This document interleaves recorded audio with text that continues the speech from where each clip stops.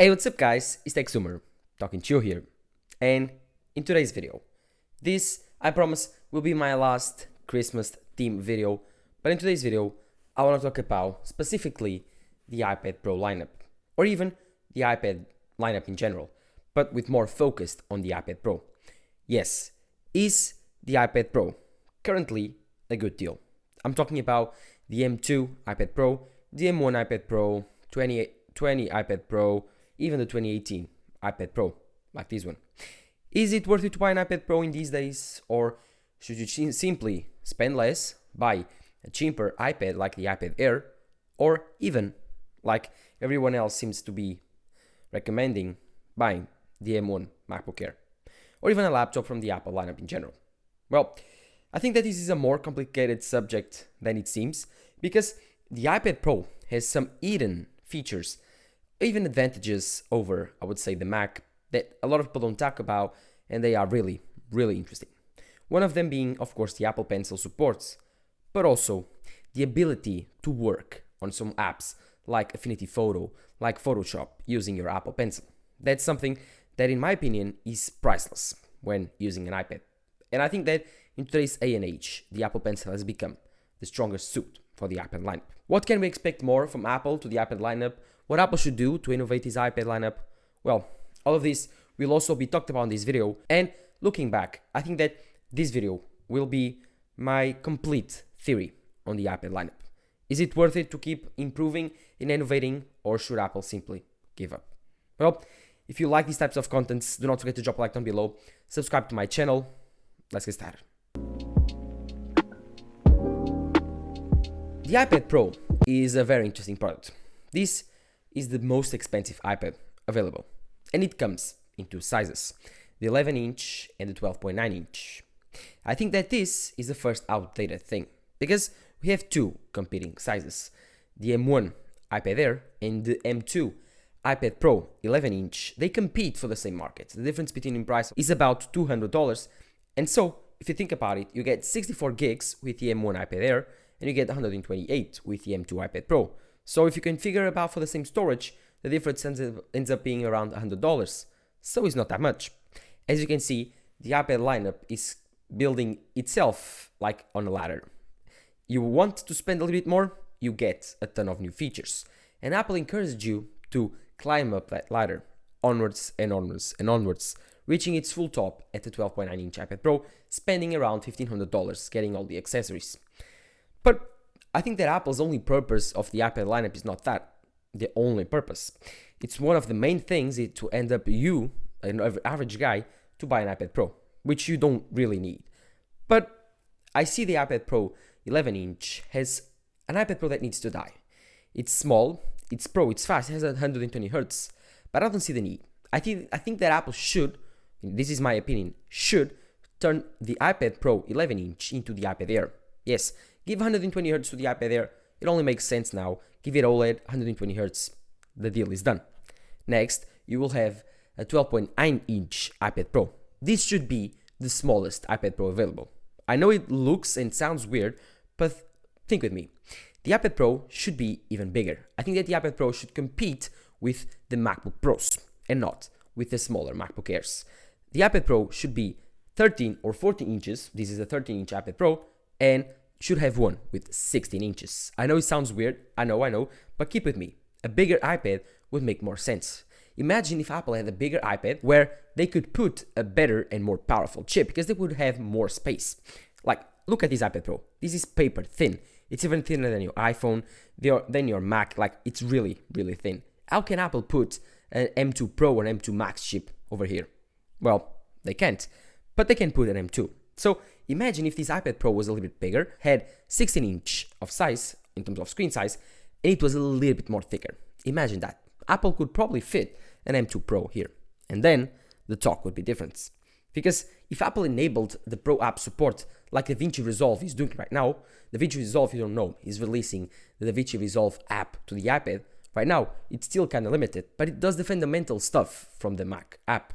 If Apple can introduce Final Cut Pro like that, like for example Logic Pro, then the talk would be more different, because the iPad Pro would turn up to be the perfect 2-in-1. it would have the two sizes competing against directly the MacBook lineup. And if you wanted a smaller but still powerful iPad Air, you will have an 11-inch iPad Air with OLED, 120 Hz, the real iPad. This would be more of the computer side of what an iPad can do. Enable macOS dual boot if you want to, enable even more powerful features on these iPads if you want to, but still, do not lose the core identity of an iPad, would be a touch first device. But enough of the future. I think that this 16-inch iPad Pro concept is really cool, and I think it would be one of the things Apple could do to save off the iPad lineup in the future for its total boredom. But the current launch is the current that matters, and so does the iPad Pro currently sit in a good position for you to buy? Well, it's kind of difficult to answer that question, because the iPad Pro currently sits in a very weird spot. It's more expensive than the M1 and M2 MacBook Airs, at least the 12.9-inch version, and it has the same chip, probably around the same performance, a little bit worse if you count the thermal design of the iPad Pro, and in terms of app support, it's terrible. You now have DaVinci Resolve, you still have LumaFusion, but you don't have the most amount of Pro app support available. Like the Mac is so much more supported, so much more apps available that it's just ridiculous. 3D rendering apps, 3D modeling apps, I don't know, gaming, so much more stuff available for the Mac that is not available currently for the M2 iPad Pros. And so these two devices sit in very weird places because someone that really needs a very powerful device, they will end up buying a Mac because they need more work capability, more work power. While the iPad Pro can only provide them a little bit of fun while using the Apple Pencil, can only provide them a little bit of fun while streaming, but at the end of the day, they cannot provide me to do the real work. And so I don't think that for professionals that don't really actually rely on the Apple Pencil, which I have one right here to show you. Like the Apple Pencil, the strongest point of the iPad lineup, I don't think that people that don't really use the Apple Pencil, for example, designers, people that like draw, or they like to use the Apple Pencil to take notes, like students, the iPad Pro might be for them. While for students, I would recommend the M1 iPad Air, right now, currently refurbished, or even my favorite option of the lineup, the 2018 iPad Pro.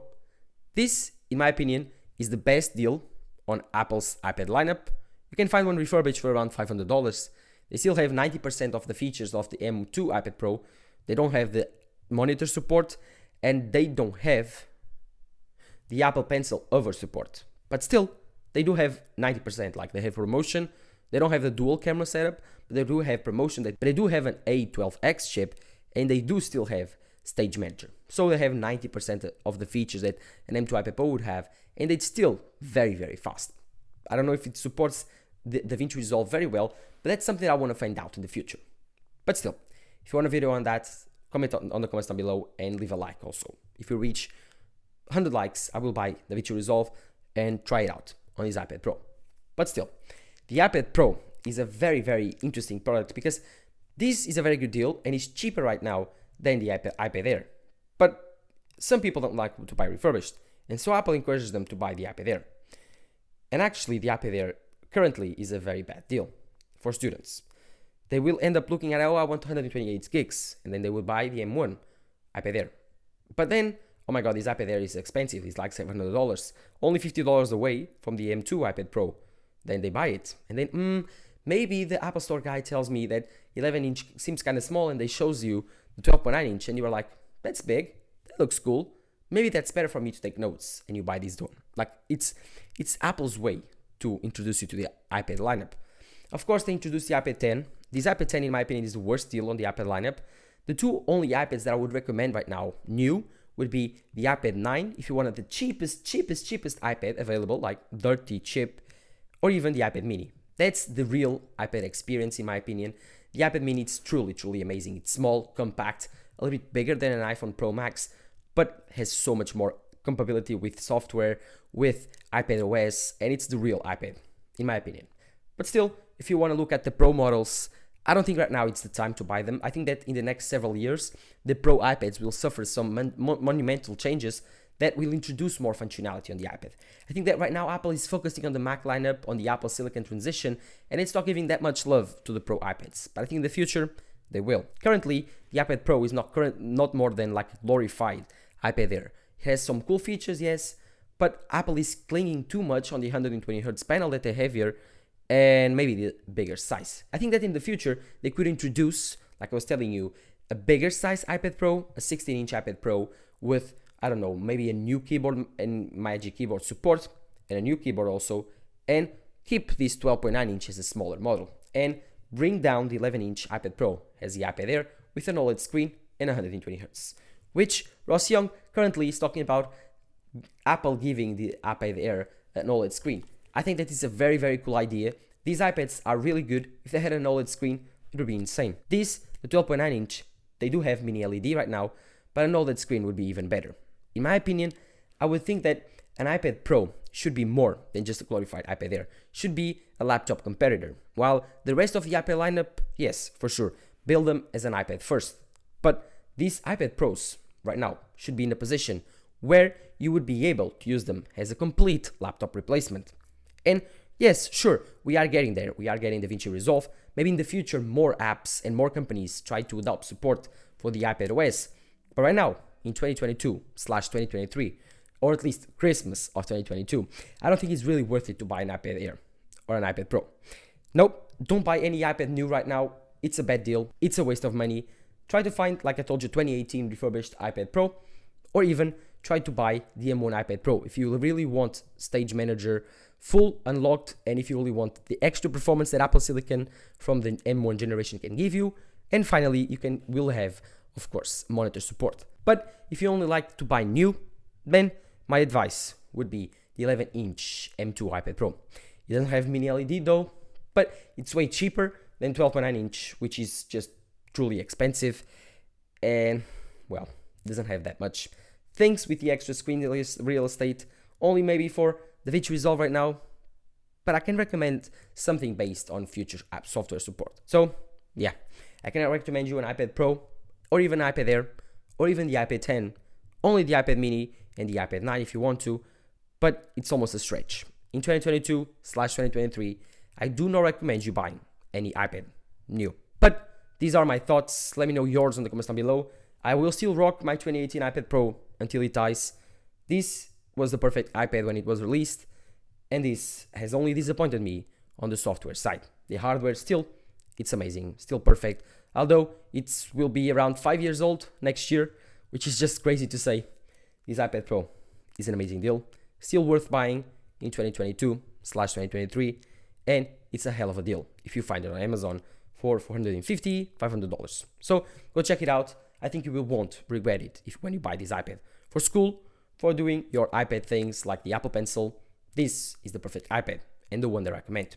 But what are your thoughts? Let me know in the comments down below. And while you're there, do not forget to follow my social networks, Twitter and Instagram. Those are getting more actively lately. I've been posting more on Instagram, and of course I post every time that I release a video on Twitter, so do not forget to go there and follow me. And of course, do not forget to drop a like down below, subscribe to my channel. This has been Tech Summer talking to you here. Bye.